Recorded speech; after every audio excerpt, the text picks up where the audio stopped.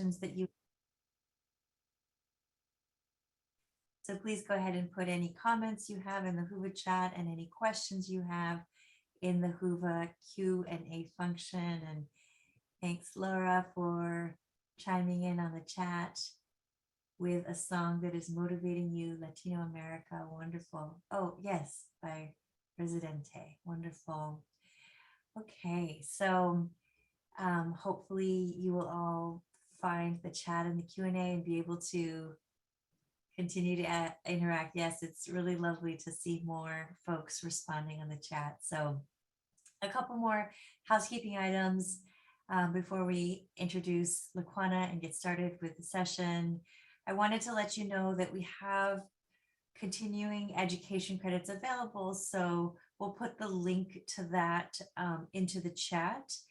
If you are seeking continuing education units, the first link that we put in the chat is going to be for your CEU, and we ask that you sign in at the beginning of the session. So I will go ahead and put that in the chat in just a moment. And we will also post a link for the workshop evaluation in the chat as well.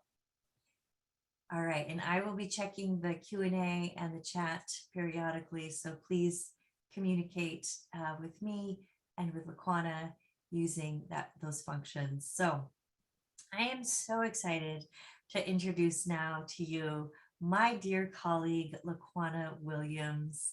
So Laquana is a program manager here at Prevention Institute.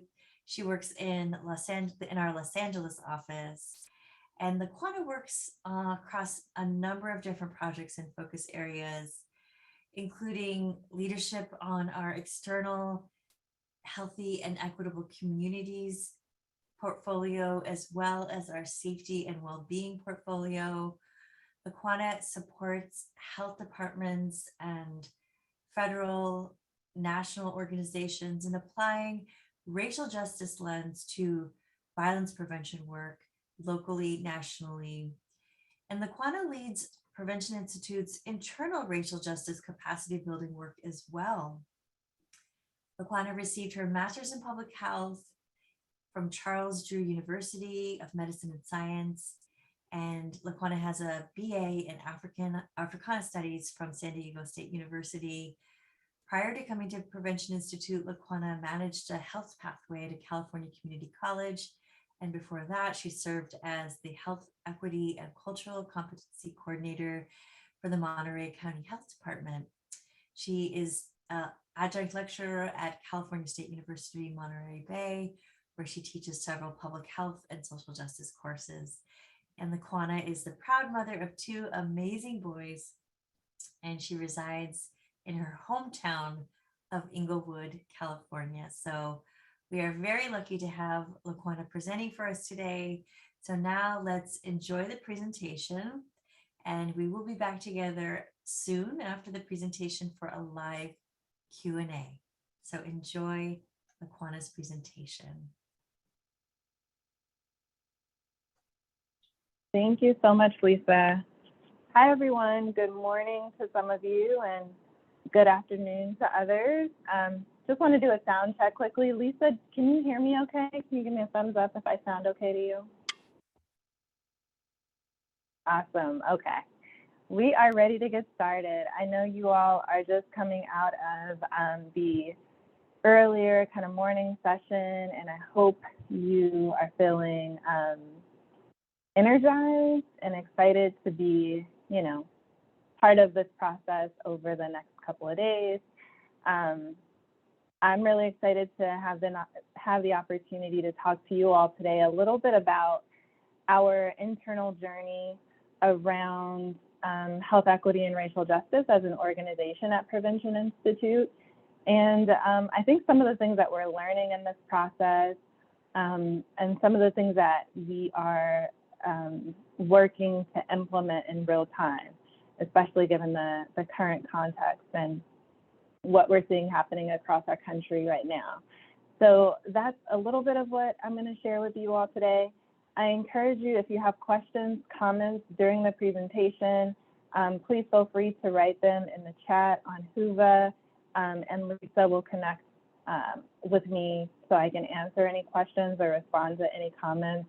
There will be a little bit of a delay there because I won't see them in real time, but please don't hesitate to make this an interactive session. Okay, next slide. So, of course, we want to start out with some objectives today, just so that we are all on the same train. So my goal today is to facilitate some learning with you all about the interconnections between two pretty big concepts, health equity and racial justice. We're also going to look at two frameworks that serve as tools for public health practitioners to explore how equity applies to health and racialized inequity. So we'll talk a little bit about several frameworks that you can use, hopefully, in the future or apply as a lens to the work that you're doing. And then finally, we're going to explore some opportunities to advance racial justice and health equity in practice so we can see what that actually looks like in real time. So I recognize that you all may be in different places, either in your thinking, learning, or understanding about health equity and racial justice. So the goal here today is to kind of meet you all where you are, and hopefully I'm able to do that. Next slide. So I think it's super important for us to kind of take stock of the current climate. We would do ourselves a disservice to not talk about the COVID-19 pandemic, the civil unrest related to police violence that we've seen an uptick in over the last year or so. I think it's the perfect setting stage for us to enter into this conversation about equity and racial justice. So what we've been witnessing over the last year, 18 months plus, is really a grassroots uprising against systemic racism. And racism itself is pervasive, it's longstanding, and it's always been part of the public health conversation. And we know that it's also part of the public health crisis. And it leads to more than 80,000 excess deaths here among Black Americans every single year. And I think that's important to call out because last year when we saw people kind of taking to the streets and protesters, were coming together from all over the country, they were really weighing some interrelated risks, right? They were weighing risks from the COVID-19 pandemic. They were, risking their lives related to the police violence that we were seeing and experiencing across the country. And we know that all of those issues, on top of other compounding factors, have really led to things like gaps in life expectancy and health and just overall wellness, particularly among Black people and white people in the United States. And we know it's not just limited to Black and white folks here in the country, but that it's much more broad than that. But I think this kind of starting point hopefully allows us to understand that, none of what we're seeing happened even when the first Black people came to America in 1619. But all of this has been compounded efforts around systemic racism that have led to health implications for communities of color for far too long. And so the thing that we're combating here essentially is systemic racism. And I think what is maybe a fortunate point in all of this right now is that we're really able to kind of identify where those health disparities and gaps exist. And the average person is able to also understand that, whether they are involved in public health or advocacy or not. Next slide.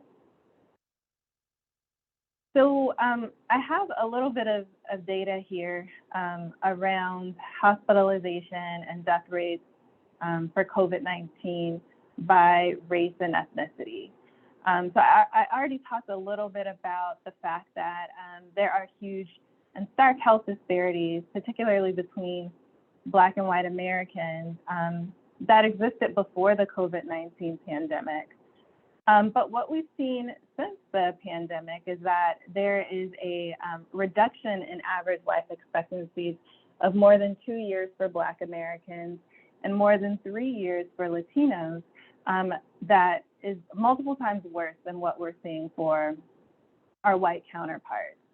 And I think that's important to call out because what we see as a result of the COVID-19 pandemic and disparities in access to care and a number of other issues is that in one fell swoop, this virus has sort of erased, decades of progress that folks, who've worked in public health and advocacy for some time have been trying to make in order to narrow the racial gaps in life expectancy that we've seen. And so, unfortunately, I think this paints a clearer picture of the fact that we need to continue to work to prevent some of these disparities from occurring in the first place. And so I wanted to share that data and some additional data on the next slide. The next slide kind of looks at the cumulative impacts of structural racism in the United States. And hopefully this data helps to kind of set the stage a little bit more too.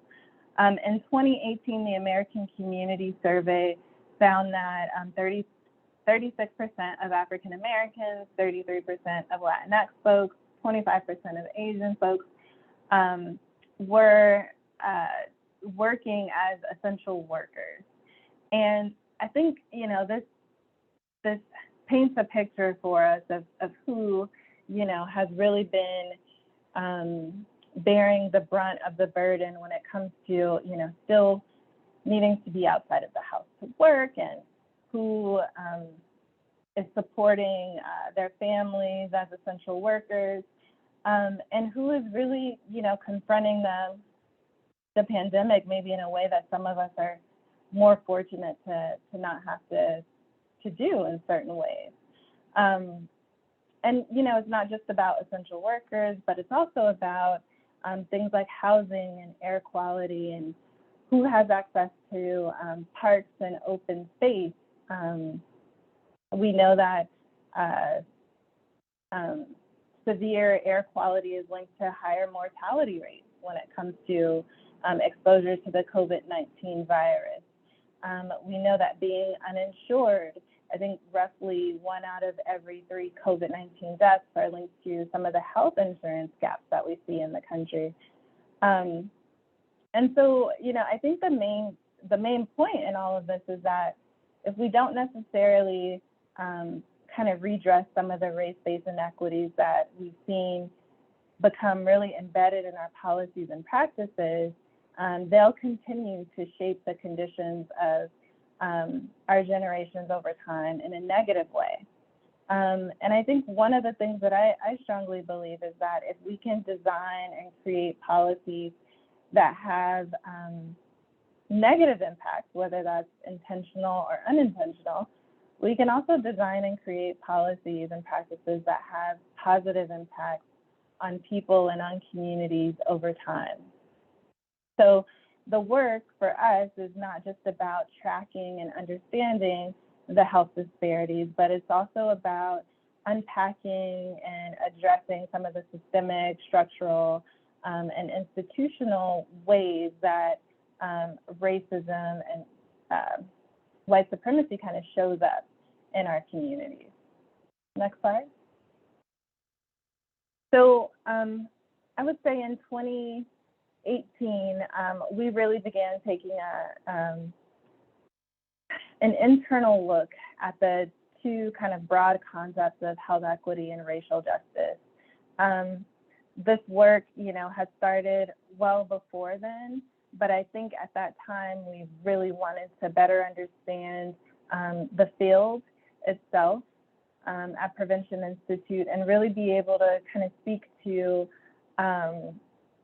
folks who are health equity practitioners and folks who are working as advocates for racial justice. Sometimes those two intertwine at the same time. And what we did was we conducted some research around what researchers of color were really looking at these two broad concepts, and we uncovered several definitions and ultimately landed on creating what we've called sort of parameters for defining health equity and racial justice. So I'm going to share those parameters. You can think of them as definitions per se, but the reason we talk about them as parameters is because we understand that they have the opportunity to expand and retract as language grows and our thinking on the topics themselves grow. So you all have probably heard, a definition of health equity before, but it means that everyone has a fair and just opportunity to attain their full health potential, and that no one is disadvantaged, excluded, or dismissed from achieving this potential. And there's actually also an action-oriented piece associated with this as well. Health equity really requires the removal of systemic obstacles to health. So that's kind of the parameter for equity. The parameter that we're using for racial justice is that racial justice would be and could be attained if racial factors no longer serve as robust and reliable predictors of key health measures or outcomes related to health, safety, economic stability, and other important outcomes. So this also has an action component, and this means that, we eliminate or reverse policies, practices, and norms, and even messaging that reinforces differential outcomes by race. It requires that we transform systems and structures that uphold and reinforce persistent and widening inequities and disparities as well. Next slide. So one of the things that we have attempted to do in our work around better understanding and unpacking equity and justice is to really think about these two concepts, utilizing a framework that focuses on dimensions of time. And this framework comes from USC's Program for Environmental and Regional Equity. It allows us to hopefully not get stuck in one place, right? Not just focus on the past, the inequities that have kind of shaped the outcomes that we see today, but also allows us to think about what's happening currently in our country so that we can, or across the world, so that we can engage in some shared decision-making by inviting community-based participation, appreciating that, and really elevating the perspectives of our vulnerable communities. And it also, this, kind of framework also allows us to look to the future, right? So that we're not just solely focused on the past or, only thinking about present day inequities, but that we are looking to mitigate future harm, so that we are preventing future disparities by doing things like leveraging funding, tracking and evaluating measures and initiatives so that we can begin to continue to see closure in some of the gaps and the disparities that we see. So I hope this is a helpful framework for you all too, as you kind of think about how do I talk about two really big concepts? There will be some people who say, we can't move forward till we actually address the past. And there is some truth to that. And there will be others who say, I am so tired of talking about the past. How do we get to the future? There's some truth to that. And we have to figure out how to create a balance among all of this so that we can really work to operationalize equity on all fronts. So I wanted to share that framework with you all. Next slide. So as we think about this work, it's important that we understand and develop and acknowledge some principles for really aligning and advancing equity and racial justice. We know that acknowledging and documenting inequities and disparities alone is not enough. And I think that in public health, we've done that for quite some time. We do it really well. It helps us to gain access to funding. We're able to state our case very well. But we have to also move beyond that, right? We have to be able to speak towards building efforts between equity and racial justice that doesn't solely just focus on acknowledging and documenting those inequities. We also have to recognize that in these conversations, even in our language around this topic, not everyone is starting from the same place, right? And so even my, doing this presentation, I recognize that, I am this work, a lot of the work that I'm doing is happening here in California. And so the language, the way that we talk about it may be different in different places. So understanding that, recognizing that, and making sure that you're speaking to the breadth of the issue, I think is particularly helpful and imperative. It's also about creating a process that has actionable strategies and clear milestones, and that equity and justice is embedded in this work from the start, right? It's not an afterthought where we think, oh yeah, I forgot to, do the equity thing or, apply a racial justice lens, but that we're really working to think about it from the very beginning. And then finally, but probably most notably, that we are requiring a strong focus that centers on the experiences, the perspectives, and approaches of marginalized people and vulnerable communities, right? We're really uplifting them and their efforts as agents of change, right? Not bystanders to the issues, but as active participants in change in their communities. Next slide. Okay. So I recognize that, people, may have some familiarity with the topic, and others may still be maybe wondering a little bit more about, like, what does the racial justice thing really look like in real time? So I wanted to share a few more examples before diving more deeply into some of the frameworks. So earlier I shared some examples around data that spoke to like our current times and what we're seeing related to the COVID-19 pandemic. But I want us to remind ourselves that even after the COVID-19 pandemic is mostly behind us, some of the other health equity and racial justice issues that we see will still exist if we don't continue to work to do something about them. And so an example of this is, related to toxic emissions. And actually, I like to say this example is more of an example about segregation in the United States as opposed to just solely environmental health or toxic emissions. We know that there is a demonstration of pronounced disparities in exposure to toxic emissions associated with racial segregation in the United States.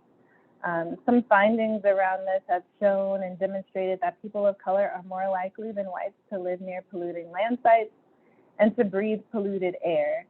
And although those living above the poverty line in urban areas experience less exposure to particulate matter than those who live in poverty, the disparities in these emissions are much greater, particularly for Black and Latinx folks as it is compared to whites. And so, if this isn't something that we're addressing and taking a serious look at, we'll continue to see widening disparities and gaps between people of color here in our country and white people.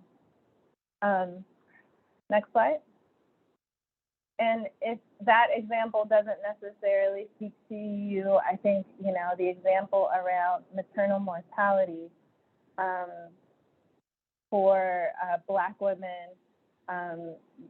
is another really stark issue and case that I think, helps us to paint a picture of what we're noticing related to racial injustices in healthcare and disparities.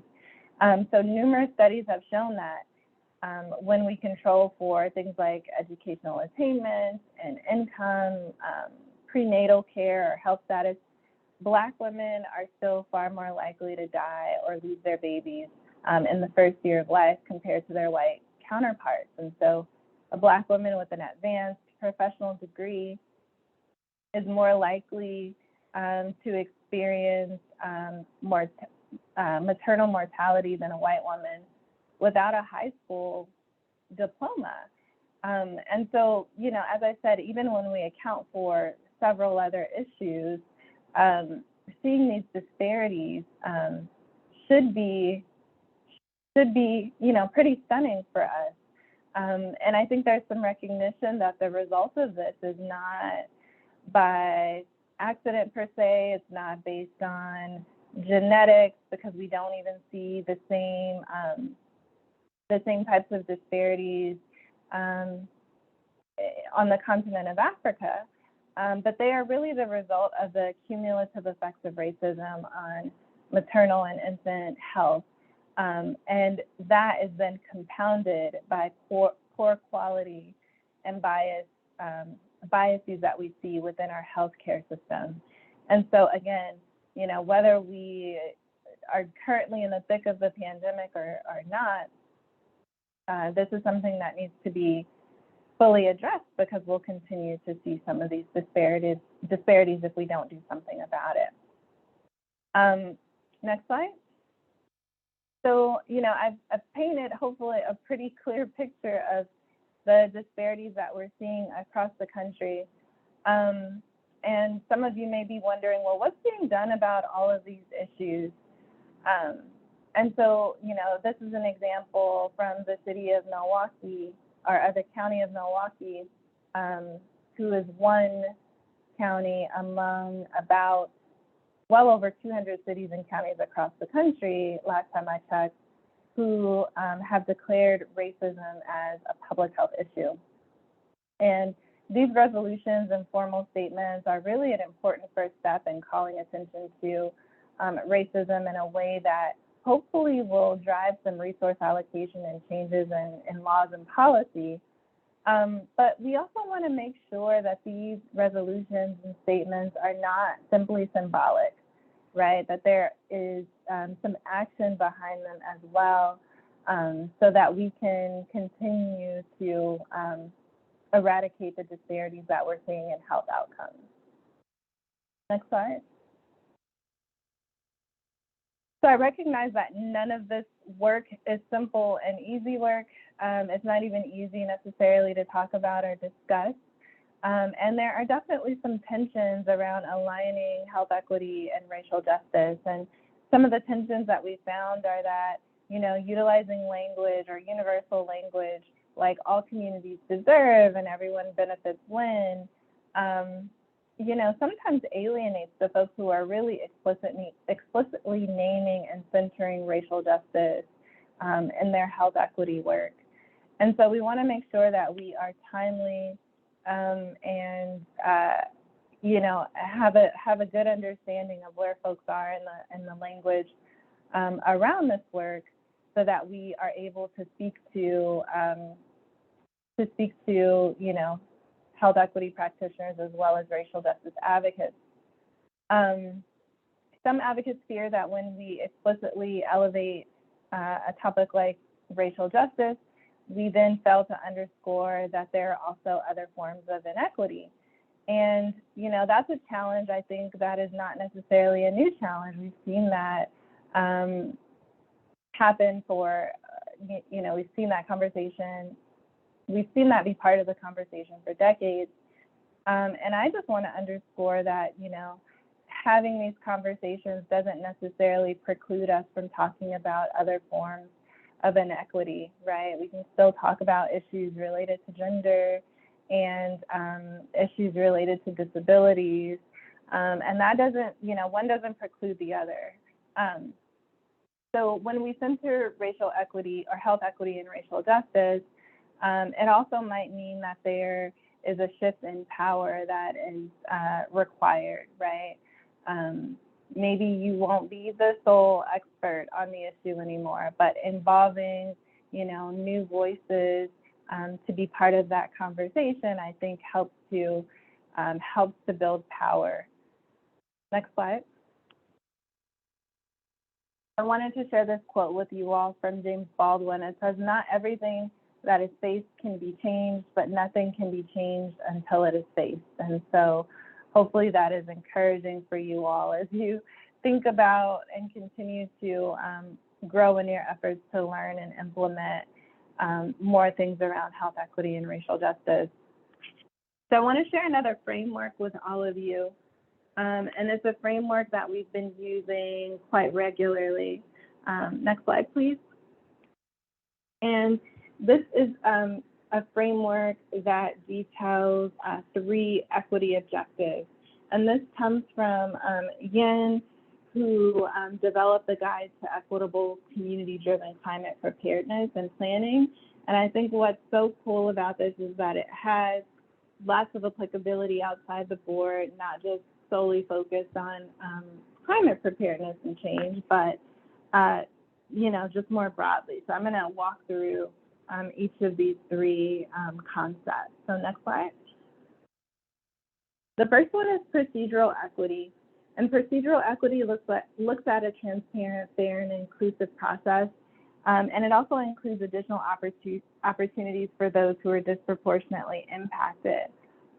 What's really important about procedural equity is that it acknowledges imbalances in power and in technical expertise that often exist when communities engage with public agencies in decision making, right? So some of you may have, you know, attempted to invite community or been part of community experiences where you've attempted to interact with large governmental agencies. And, you know, there's automatically an imbalance and sometimes even a mistrust in government there. So procedural equity acknowledges that that exists, and it also focuses on having authentic voice and agency over the process, as well as agency over the decisions.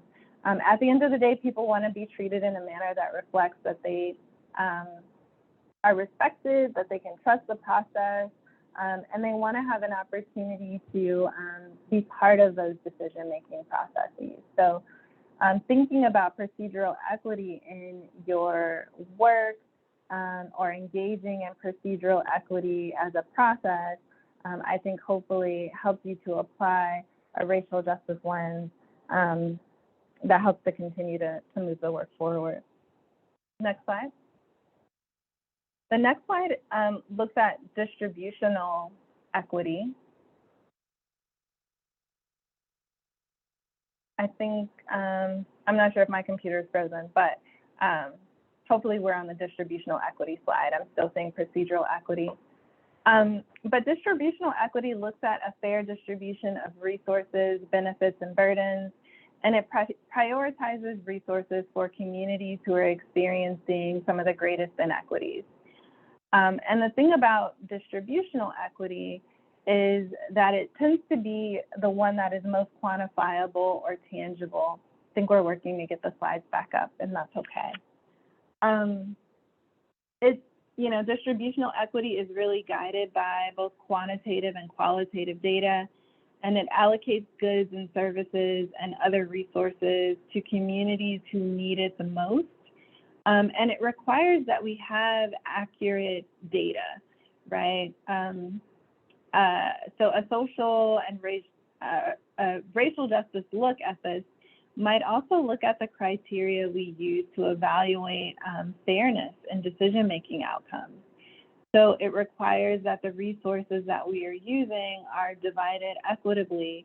And the important thing here to note too is that it requires that those things are distributed equitably, irrespective of prior contributions, input, or behavior. So that means that, you know, sometimes we might be working really hard to engage certain communities, and, you know, they may not always have the readiness or the capacity to be part of all of those conversations, but allowing them to enter and be part of that when they can, I think is particularly important as well. We're going to go to slide 17. That takes us through the last one that focuses on structural equity. So structural equity addresses underlying structural factors and policies that gave rise to inequities in the first place. And the really important piece here is that it makes a commitment to correct past harm and prevent future and unintended consequences. And we have an image here of our Thrive Factor, which you can find on our website, which looks at people, equitable opportunity, and places. so that you can begin to think about this utilizing an actual tool.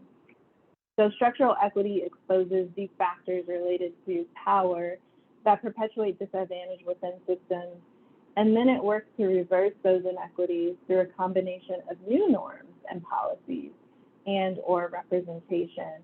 So it requires some new ways of really partnering, connecting with community, and that's important because we want to make sure that this work is not necessarily tied to an individual or one organization, but that, you know, power is distributed in a way that allows for everyone to participate. Next slide.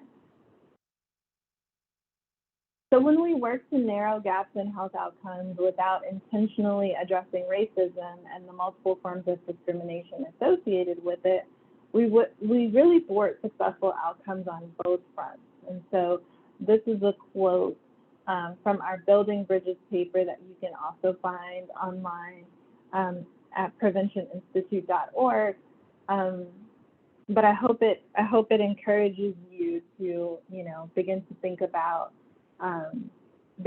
of these two concepts holistically and not to feel like they're so separate and that you can only work on one as opposed to the other. So I wanted to set you all up with a bit of a couple of frameworks that hopefully allow you to kind of situate yourselves within this work. And then finally, I'm going to talk to you all about some strategic opportunities to advance equity and racial justice. And I'm going to move through these fairly quickly. So next slide. Next slide, too. Thank you.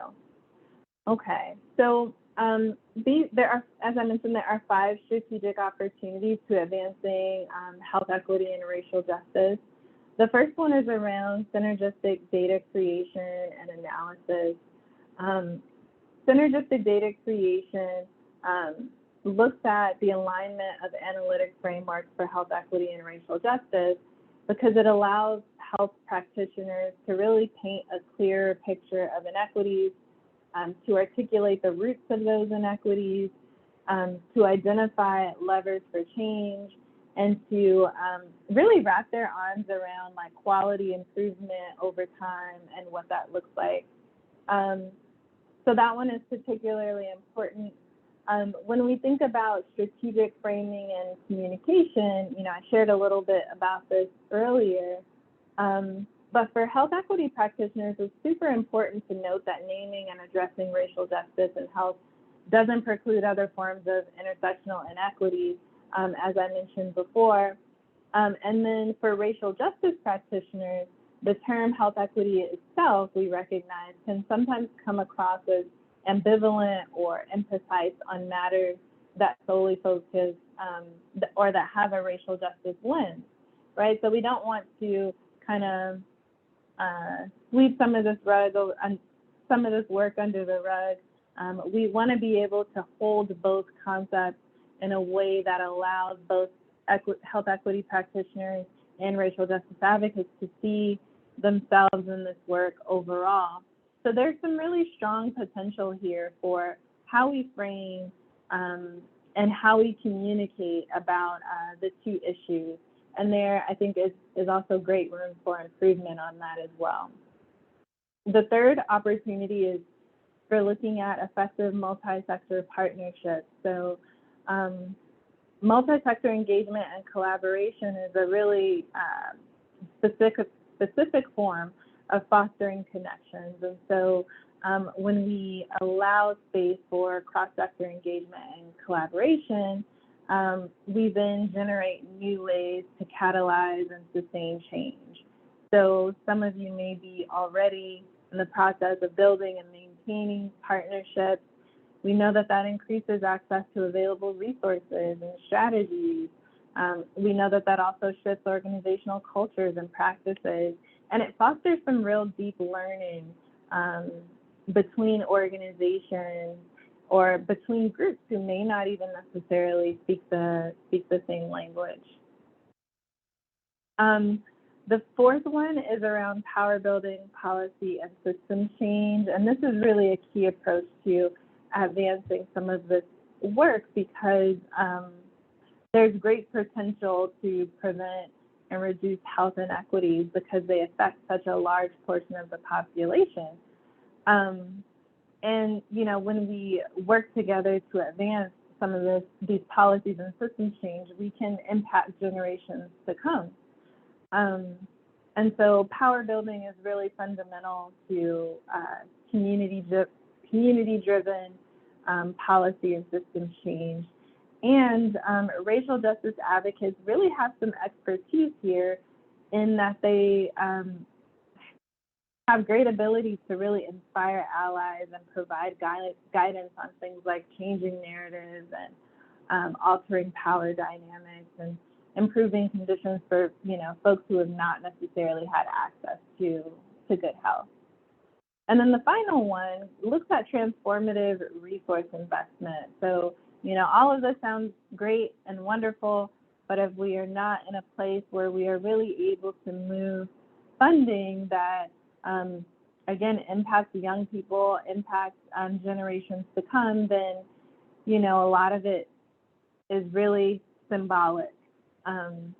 And so, having the financial or infrastructure investments and other forms of opportunity really serve as catalysts for the production of equity in low income and in communities of color. So when we increase the capacity of community-based organizations to build power for change among youth and constituents, we're able to see partnerships that evolve among CBOs and government agencies and academic institutions, et cetera. So that transformative resource investment piece is a way to really build capacity and increase opportunities for communities and individuals to really thrive and be healthy. And it's particularly important for racial groups who in some ways have really been silenced and even in some cases excluded and marginalized from participating in these processes. So hopefully that, these 5 strategic opportunities really allow you to begin to think about ways that you might consider implementing a racial justice lens into the work that you are doing, whether it's for your own organization, whether you're working in a collaborative, your efforts particularly with young folks, and I hope in general this session has allowed you to really gain a better understanding of the connection between equity and racial justice. So I am going to stop there. We can move to the final slide, I think slide 26, if you want to leave something up, Lisa and Kalia, but I'm going to turn it over to you all to let me know what's happening in the chat.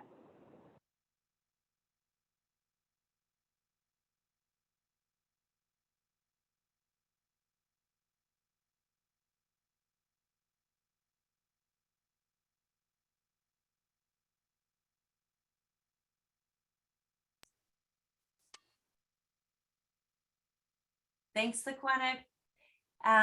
That was a very thorough, comprehensive look, and I really appreciated the examples that you gave to help illustrate the connections. Some of them are so upsetting to hear, but the strategies you give clear direction on what we need to do to change those inequities. So appreciate that. We're getting some really nice comments in the chat. Some appreciation for you, a comment that the session has been so helpful.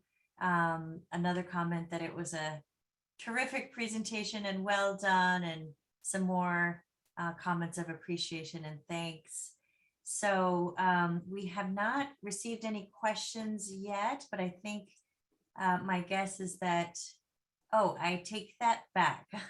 We have received a question. Thank you so much, Leah. This is a great question.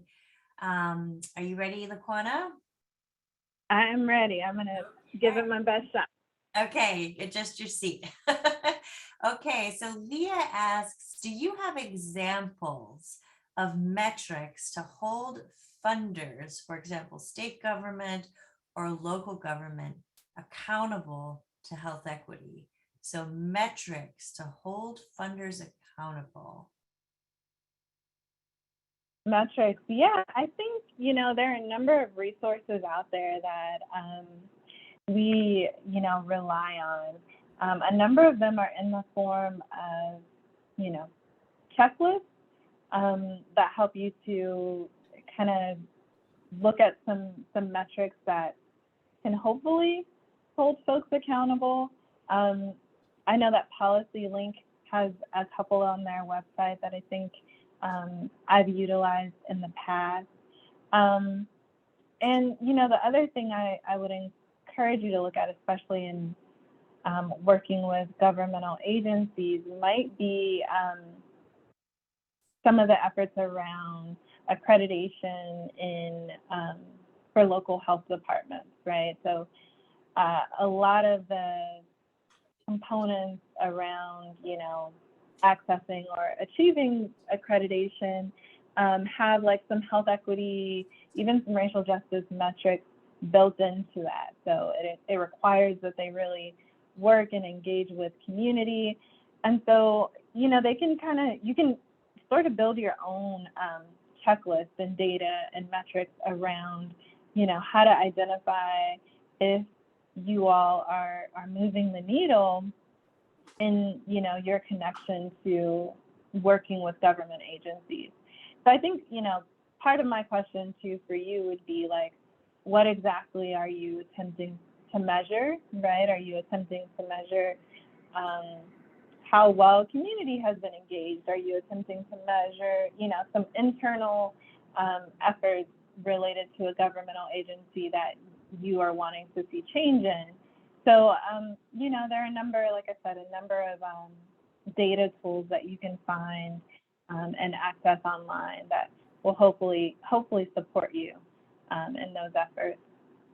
Thank you for that question.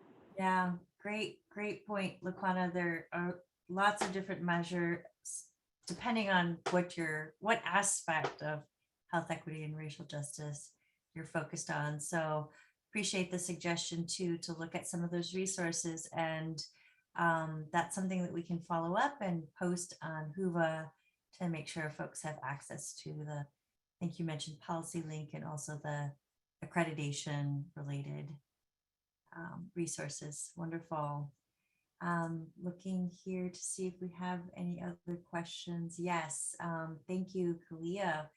So Kalia's question is, what is one tip you have for new public health practitioners to make sure that, where did it go? Sorry, sorry about that. Activity was happening on Whova and it moved the question out of my view. So here I have it again. What is one tip you have for new public health practitioners to make sure that racial justice and health equity are at the forefront of their work? So tips for new public health practitioners, Laquana. That's a great question. What is my tip for that? I think my tip for that, as a young professional, and what I would have wished someone would have shared with me, would have been to show up as your full self, right? To bring your full self to that work, because in doing that, you open doors and create avenues for having that conversation that may not have existed if you had not been in that space, right? So in some ways, just by showing up and who you are and what you look like, you create conversation around some of these issues, and coupling that your educational experiences with your lived experience, I think is particularly helpful. So, not shying away from that, not, again, just showing up as your full self, bringing that as part of, your work and as part of your expertise, I think really, really helps you to continue to um, keep racial justice at the forefront of the work that you are doing. And then remembering, why you got into this work in the first place, I think is helpful for continuously like settling yourself into this work. So great question, Kalia. Thank you for that response, Laquana. And I have a follow-up question. You talked about bringing your whole self, and I think about the reasons why people do or don't, or feel that they can or can't do that, right? There's always a cost benefit analysis, like what risks will I take? What price might I pay if I really do bring my full self? And versus the benefits of really showing up with all your gifts and all your insights. So, thinking back, you mentioned when you were younger, you wish you had this advice. What were some of the things that made you feel like you couldn't bring your whole self? And how can we support younger practitioners in feeling more supported and reducing those barriers? What are your thoughts about that? Yeah, that's a great question. I think in some ways, working in organizations that are not used to having a lot of diversity in age and, gender and race and ethnicity is really, really challenging. And, I think for me, I learned really on, or at least I settled into the fact early on, that there was more that I could bring to the conversation outside of what I'd learned in a college classroom, right? That I could really talk about what it was like growing up in South LA and what that means for my family who's still there. And that I had some insight and expertise that other people didn't necessarily have because they didn't have those experiences. And that is really, really hard to do. It's really, really challenging to do. But I've found that it has allowed me to really grow in, my comfort level in talking about those issues by, talking more about my experiences. And I think that has added a layer to my expertise. And quite frankly, I found that for the most part, 95% of the time, it's really valued and respected. But you just got to be willing to step up to the plate and put it out there in ways that you feel comfortable. And I think the growth in that comes over time. Mentorship really allowed me to settle into that too. And I think just surrounding myself with people, women of color, who have done this before me as well, was also really paramount to me feeling comfortable and being able to do some of that. Thank you, Laquana. Such important guidance. Just being a part of this workshop helps me to feel, and seeing participants, folks who have joined and who are part of this conference, just helps me to feel like we're part of a movement, we're part of a bigger effort, we're connected to other people who care about these issues, who are on the journey, and we can all learn and grow from each other. And your comments about mentorship and things like that underscore the importance of that. So I've posed a question to our participants, asking them what helps them to bring, so participants, what helps you to bring your whole self to the work, and how do you support young practitioners? This conference is really about how young minds matter, and how we're centering young lives in this work. So invite folks to comment if you have thoughts about that.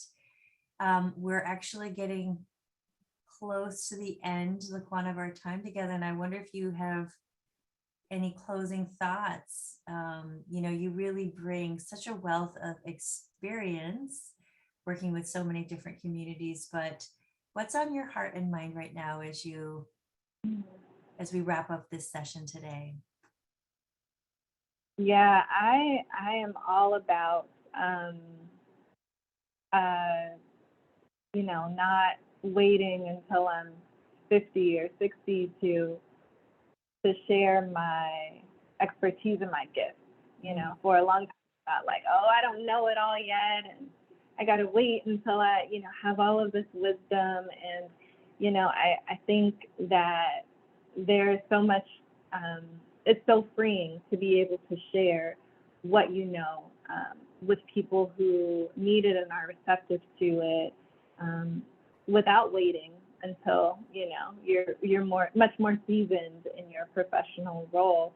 So I encourage you all to share your gifts and your talents freely, and then to most importantly in this work, to continue to take care of yourself so that you are in it for the long haul, because the health disparities are real. And I think this new movement that really young people have taught us is about care of yourself. And so that's an ongoing and daily practice that hopefully you all are implementing and learning about from one another. So I just want to leave you all with that. Thank you, Laquana. You've really given us so many insights and tools to move through this work as individuals and as organizations and as a movement, so many different strategies to address these issues. We're getting lots of positive comments in the chat. Bravo, thank you so much. And a comment from Laura that she supports young people by mentoring and being a resource whenever needed. So let's give Laquana a virtual silent round of applause. And the next sessions are starting in 10 minutes. So on that note of taking care of yourself, everyone, enjoy your break, take a nice breather, and we'll see you at the next session.